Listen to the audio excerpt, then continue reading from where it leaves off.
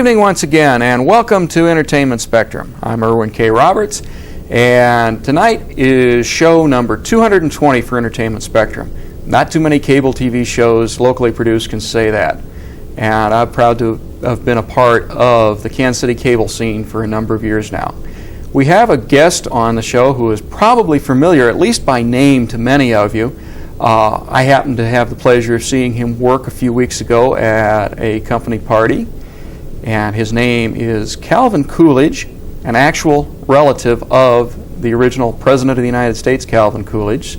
So let's take a look and see Calvin Coolidge in action. We've got just a bit of tape here. If we can roll it, please. Yes. Okay, here we have Calvin Coolidge, and he's being introduced by the Vice President in charge of entertainment or some such function. There's always a Vice President in charge of something or other, isn't there? There always is. And you do quite a number of these appearances for corporate functions. Yes, go on after the banquet. It's sort of, I guess, a banquet tour, a banquet circuit. After a function, whether it's an association or a company, I go on afterwards and make them laugh for 30, 40 minutes. Mm-hmm. And that's where I bumped into you for the first time in 7 or 8 years, I guess it was, at a recent corporate function where my wife is employed. And that was a fun night. Yeah, that was. And it was good to see you all at that. Yeah, because, here we have the nice, relaxed, leisurely Calvin Coolidge, as we'll see on the set momentarily. And that night you were in a tux and black tie, hand-tied black tie. Hand-tied. And here you are tonight, dressed as a typical Entertainment Spectrum guest, blue jeans, low-quarter shoes, and a sweatshirt, because we're a relaxed operation here. That's right. I had that feeling. Okay. Oh, definitely. Entertainment is supposed to be fun, not stuffy, and that's the way we try to do it here. Now, you told me that you've been doing comedy for in excess of 22 years. 20-some years now, okay. Yes.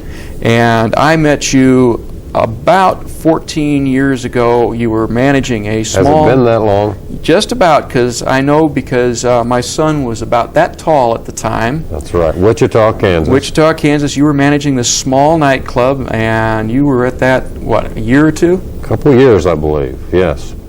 We had a band in the beginning down there, and then we started bringing in other groups. Had a lot of fun, but kind of outgrew Wichita real quick. Okay. You told me that you've been all around the country, and even to a few not-so-American locations. Where have you played all? Well, with the corporate things, the 3M company took me to London. I believe it was Medallion Tool, or one of them took me to Hawaii. I go all over with these corporations, companies. I'm going next week to Puerto Rico. The Hayden Publishing Company took me to the Bahamas. I'm trying to put these in my mind with the companies at the moment, but I do. Continental Eastern just took me to Bermuda and had a great time there. Did a luncheon for them. Traveled how many ever miles that is for a luncheon. You can't hate the perks, I guess. No, it's great. Okay. Now, you said you started with a band. What moved you to get into stand-up comedy? That's got to be one of the roughest businesses there is. Well, I started out with a band, I guess, about 20 years ago in Overland Park, Calvin Coolidge and the Presidents. You always have problems. The drummer's had a fight with his girlfriend and doesn't want to show up, or whatever. You have people, you have problems. So a good friend of mine by the name of Ray Lucky, who played at the Playboy Club, he did a single where he played guitar, sang. He did it a couple different ways. He had a bass player and a piano at some times, but basically did a single. I got with him. We became good friends, and he said, I think you can do it. I think you can just sit in the corner, play guitar, like you would find in all probably Holiday Inn lounges. And the reason I brought that up, that was one of the very first circuits they put me on, was Holiday Inns out of the Northwest, Seattle, all over up that way, Oregon. And I would sit in the corner and for 4 hours a night sit there and play Feelings or whatever that was popular. And I was Muzak. That's all I was. I was Muzak. Well, my personality is not Muzak, so I started pulling out of it a little bit and tried to humor the people. I could see that I was either going to be elevator music, which wasn't going anyplace, or I needed to do something. So how this all happened is people in the audience, the place it started was Medford, Oregon, Holiday Inn. I would have about 20 salesmen in on a Tuesday night, as you can imagine, and that was it. And they're all tipping pretty good. Well, and here I am singing a love song to 20 guys. You know, well, how that doesn't work too well. So on my break, I would go down and visit with them. They would tell me a joke. All salesmen have a joke. They'd tell me the joke. I would go back up on stage and I would go, Fred just told me this joke, you're going to love it. Repeat the very same joke. Everybody laughed. Everybody liked it because this man told it to me, and that I would tell his joke. He loved it because it made him feel great. And then people that didn't know what was going on got a kick out of the joke too. So that's how it really started. And now you do some guitar with your act, but it's as a supplement to the comedy rather than as a dual act. Yes, and more or less humorous, a couple humorous tunes maybe thrown into. I just wrote one called "Oh Lord, Don't Let Me Die Back Here in Coach." That has to do with not getting upgraded when you fly on the airplane. Now, do you study other satirists like Mark Russell, for instance? You know, he does so many political songs. Right. No, I really don't. I like to watch all these people, but to really, to study it or to get involved and figure out what they're doing, no. I just kind of go along with what I'm doing and hope that it works. Now, you're a person that's stuck with a famous name, though, although not as instantly recognizable as it was, say, when you were starting out. Right. Has that helped you, hindered you, or been Well, no, in neutral? the very beginning, I had trouble getting jobs through an agency here in town. I would call and talk to the secretary and say, is there anything coming up that you know about? One day she told me, she said, Calvin, I think you'd have a better chance. I overheard the guys talking, and they thought if you changed your name, that maybe they could get you a job or two.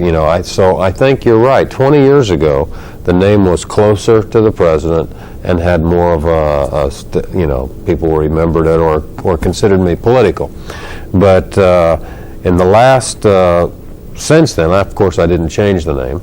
The great part about it is that people, they may not remember Calvin Coolidge, but they associate it with Herbert Hoover, Abraham Lincoln. They call you something, and they associate it with the president. So I think it's been good. Have you studied your, fifth cousin? Or Only just a little bit. He had more parties in the White House than any other president, which is nice. He didn't talk, as you know. Yes. You probably have a story of his where he didn't talk. Well, the most famous story that I know of that's probably apocryphal is that he was such a unspeaking man. That's right. That a society matron once told him at a dinner that she had made a $50 bet that she could get more than 3 words out of him of an evening, and he turned to her and said, "You lose and shut up." That's right. Now, if that's true or not, I don't know, but it fits the image of the man. And I bet it is. I bet it's true. Well, now Calvin Coolidge the president was the perfect foil for one of the most famous humorists in the world, Will Rogers. Right. And Will Rogers would write the man telegrams and letters and published a book of them. That basically was letters to the President of the United States griping about this, that, and the other thing, written to my pal Cal. And I think he broke some new ground in American humor that way. I bet so. Have you ever wished, man or boy, that you had been born with a different name? No. It's always been where people would remember it. Luckily, it wasn't a bad name. It could have been the Boston Strangler or something. Who knows? But he was a good president, and people, whether they liked him that much or not, at least they didn't hate him. But not even as a kid. I've known some people with famous names who have had, problems of being teased half to death, Sure. In grade school and so forth. Right. You didn't have much. No, not that much. No. The nice thing about it, teachers remembered you. Which could go either way. Yeah. When you're working an audience, because I saw you at that company banquet. Yes. And obviously, for the first 3 or 4 minutes, you were sizing up the audience to know which type of joke was going to get you a good response. Just try to feel them out. And with the group we were with, I would think it would be pretty obvious that heavy-duty blue humor wouldn't work even if you wanted to use it. Well, you can't in any corporate or company things. You have people from all walks of life. And when I used to do the clubs more, that's where they expect it. You have to have a certain amount of risque material probably to even make a living in clubs. But since I've switched over to basically the corporate and the company things, on any of those, I basically know my boundaries and know about how far we can go. Some you can go a little bit, shaky than others maybe, but I try my best not to do anything that would offend any of them. I think with the session I saw you with, I don't think you quite got past PG to PG-13. Right. Would be, as a movie critic, that would be my... I would rather stay on the cleaner side of the line and hopefully be booked back again. Now, in your club days, did you get requests for type of material that is not necessarily the cleanest in the world? Well, of course. And they didn't even have to request it. I was... Well, your instance of 20 salesmen on a Tuesday night, right, you're probably knocking them back pretty good. Right. is likely to generate some less than network TV type of requests. I don't think they knew any. I think you're right. Most salesman stories are not just salesmen, but when guys are together, the stories are a little more tainted. Well, I had a history professor tell me one time that, of course, in the last 200 or 300 years, it's been the traveling salesman joke. Right. But that in the Middle Ages, it was the traveling monk joke. Is that right? That's what this history professor claimed, that the risque stories were all about traveling monks in those days. I don't know a good traveling monk joke. I'll have to find out some. What is your ideal audience like? Well, similar to what we had the other night when you were with me. A nice cross-section of people, probably from 25 to 45, who have lived life. By that I mean been married or at least been in love a couple times, paid taxes, maybe been divorced, shop at a grocery store, do the normal things in life. I try to basically base my... did I say base enough right there? I think so. I think so. I got all the B's that I know in. I try to keep it within the context that most people can relate to, and that is everyday life. Growing up, kids. I have kids, 2. My oldest son is 18, and my youngest son is 8 years old now. So I've gone through some of those things. Well, yes, so have I, and some of them make for darn good material, and some of them definitely do some not. You'd like to forget as soon as possible. That's yes, right. I know even as we speak, my 14-year-old is trying to keep his hands off of a new computer program that came in for me today. He's already told me he's opened the package and looked at it.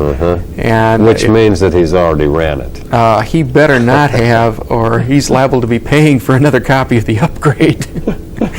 But, every parent has a legion of stories, some of which mean something only to him and some of which are exceedingly humorous to everybody. And that, I think, is the secret, is trying to find the ones that everyone can relate to. What, in recent years, now I know corporate structures and corporate hiring is different from time to time and place to place and company to company. What, without naming too many names, what is the toughest corporate audience you've hit in recent years? What type of company was it and why? Well, I don't know. Every group has its, because of their the things that they have to learn, say it's in the computer industry. Sometimes that's hard because there are so many things that during, say, the course of a 2 or 3 day seminar they may be trying to learn, and so their minds are somewhat fried by the time I get on at the banquet. I would say one of my favorites would be golf tournaments. I do a lot of golf tournaments where the guys and gals have been relaxed, they've played that day, whether it's competitive or not, they're just in a good mood. It's a more of a resort atmosphere type, you know, which golf would be, other than learning how to tear down and rebuild a computer, which is more tedious. So sometimes you feel like you need a hammer and a chisel to break the ice. Yes, and it's their state of mind. You have to try to find the common denominator to get them all to relax and loosen up and enjoy themselves. And every group's different. Every group's different. I just did ladies in what was it called? American Businesswomen Association, which I thought was going to be really tough, but they were great. Got a standing ovation. Orlando, Florida, 800 of them. Had a wonderful night. I just did IBM. Took me 2 years to get in with them. As you know, the thing that I'm doing is sort of new because the majority of companies have not hired comedians, so to speak, after the banquet. A lot of times they'll have a motivational speaker, someone in the company that'll give a talk on, you know, shipping Widgets. cartons or whatever. And so it took a couple years to get IBM to hire me, but they loved it. I got a letter saying, why didn't we do this before, which is something I'd like to know. Have you ever followed a motivational speaker? Not a serious motivational speaker. A humorous motivational speaker I've followed. Now, we had one motivator who was probably in the more humorous, down-to-earth vein as opposed to the rah, rah, rah type of character. And he was a lot of fun to interview, although he kept trying to take over the show, and I was reaching for my club behind my back almost. But did you feel better afterwards? Were you motivated? Well, I had a job a few years ago where about every 3 to 6 months we get a motivator inflicted upon us. Some of them were excellent speakers, and you know, they were fun. One fellow from the Pacific Northwest whose name escapes me at the moment. I mean, he could do stand-up comedy with no problem. I had a great sense of humor. You know, was not the you know, he didn't carry a club to beat you over the head with. He was a laugh inducer and does quite well. And unfortunately, he looked enough like Jerry Falwell that it made some people uncomfortable. So did they send money in? No, no. Believe me, my employer was paying him through the nose. But we also had motivators in who were incredibly stuck up. You know, believed they were God incarnate by appearances. And after 2 years of this, I think most of the group, or at least half the group, was ready to shoot the next motivator that came through the door. So they would be ready then for someone like me. Yeah, they would, especially if you were doing something that more or less related. I'd like to get the name of that company before I leave. I'll tell you about that off the air. It might surprise a few people. But now, if someone was to offer you a chance, say, to play a major date in Las Vegas, you'd be willing to leave the corporate circuit behind for a while, wouldn't you? Well, only the ones, you know, and I've opened for a lot of people, which that's what I would consider doing there. We just opened for Barbara Mandrell up in Topeka and the Beach Boys in Salina. I've opened for Chris Christopherson, Dr. Hook, Doc Severinsen from The Tonight Show. So to do that in Vegas would be okay, to go on for like 15, 20 minutes a couple times a night. I wouldn't want the grind of going there and doing the lounge type show, where you work, you know, at 7:30 in the evening and you get off at 3. Get off at 3 or 4 in the morning, exactly. Yeah, I can imagine that would wear most people down. So yes, I would, in answer to your question, yes, if it was the right situation, I would go and do that. And we were just out there at Alexis Park. I might have told you, we do, I work through a marketing company, HRM Marketing, and they put out a magazine with hotels in it for corporations and companies that might take their next group to it, like Jupiter Beach, Florida. I was just there last weekend. They put me in the front of it and talk that way. This goes out to corporations, and so if it was a corporation that I'd signed a contract, of course, on, I couldn't go to Vegas. But in case you hear of something yet tonight, Okay. we'll go to Vegas. Okay. You'll take me along. We'll do tape on what it is to work in Vegas. That's right. We can do this show there. Yeah, we'll take our producer. Take Entertainment Spectrum to Vegas, and if That's right. if you believe that, folks, I've got some beachfront property in Olathe that I want to sell real bad. Beautiful property. Oh, I've yes, seen it. right next to the bridge. That's right. Okay. Now, I know you've got one thing that you want to plug tonight, and that's a tape. Well, I did. We did put out a new tape. I recorded it in Kansas City. And do I need to hold this in a different direction? Well, let's tip it. Well, let me hold Go it. back that way. Yeah, this keeps the glare out of the camera There so the we go. viewers can see what the heck it looks like. Yes, there I am with my Jason mask. And it's clean, PG, probably, maybe PG-13 on this one. Okay. There, I've got it and squared they away can- for the camera finally. And those are on sale all over America. And they can find them, they could write you. Yes. Right here. Our address appears at the end of our credit rolls. End of the credit or roll. you can write to Erwin K Roberts, care of American Cablevision, at the address in the phone book. So copy it down at the end of the show, or write to me, care of American Cable, and they'll get it to me. And I will be glad to pass along cards, letters, brickbats, and whatever to Calvin as soon as I get them in. And we're always looking for comments on our show overall as well as our guests. There you go. We've got about 3 or 4 minutes left. What subjects are your favorite to do humor about? Probably growing up, I think.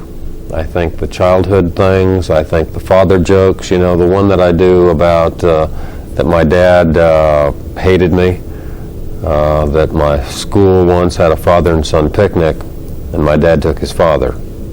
That sort of thing I love probably more than, and the kid at the grocery store, that type of humor. I like that probably the best of all. Now, What did you like the best out of the show?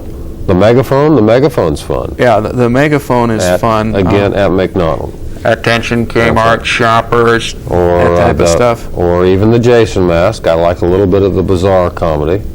We didn't get to see all of your props. That's right. What's the weirdest prop you've ever used? Probably, I think the Jason mask is probably the scariest of all.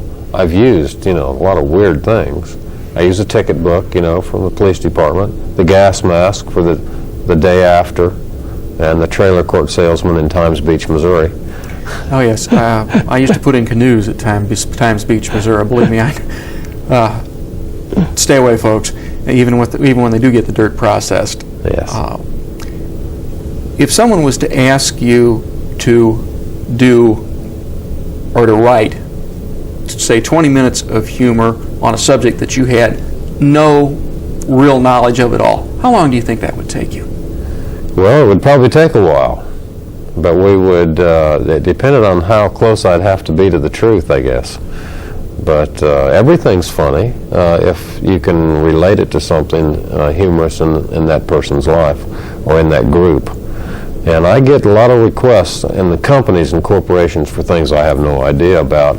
So I try to relate it, back to something that they can.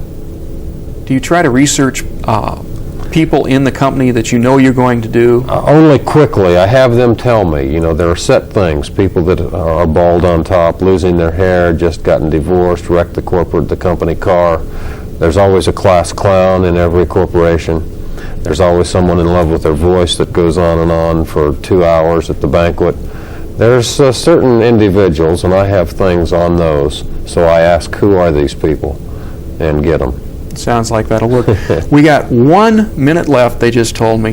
What would you like to tell the Kansas City cable audience about Calvin Coolidge that nobody's ever asked you? Well, when I was growing up, I wanted to be a race car driver. Does that help? We've had dragsters on the show. Maybe I can introduce you sometime. There we go.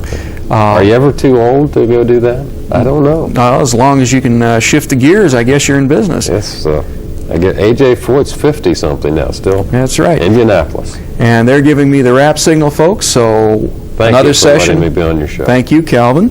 And another session of Entertainment Spectrum comes to a close, and we'll see you next week.